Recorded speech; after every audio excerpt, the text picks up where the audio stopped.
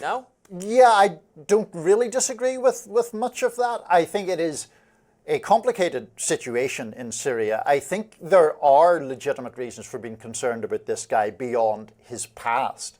I think it is important when people have a bleak or in some cases murderous past to acknowledge that people can change. He has distanced himself from the link to Al-Qaeda that previously had put a US bounty on his head.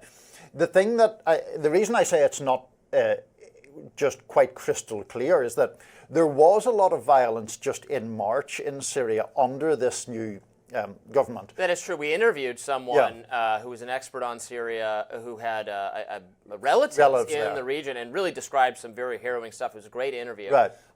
So yes, still ongoing problems. But I would say, are those problems more likely to abate if we are doing diplomacy with the president and exerting some positive influence on it? I think that could be a possibility, right? No, I think it could. And I think that as a broad matter, sanctions are often not that effective. Sometimes they can be, but a lot of times they exacerbate the suffering of regular folks, the general public in these countries, while regimes enrich themselves or have a lot of money salted away in the vaults. And then the regime says, you're starving not because of me, but because of the imperialist, colonizing the great West. Satan. Yeah, no, absolutely. And in this case, we should also note that Trump has, to his credit, stood up to the Israelis again, who did not want sanctions lifted on the Syrians, who have gone into Syria in some cases to meet in terms of a military assault. And so that is, I think, something that we should see more of. I would be in favor of more American administrations being more skeptical of what Israel tells them. And and doing engagement. You know, one of our huge mistakes in the Middle East was with Libya, right? With Gaddafi, who was, an actor who was not on board with America at all, was aligning our African nations against us, and then after some military action, then kind of got it and started to fall in line.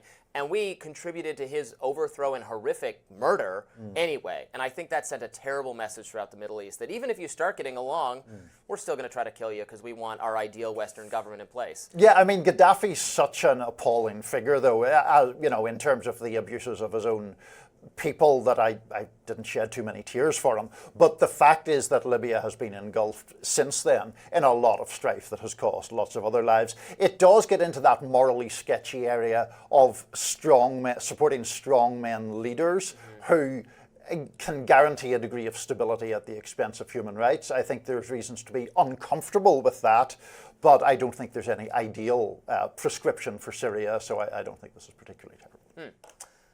Next up, AOC loses it on her Republican counterparts, but they're not having any of it. That's next. Stay with us.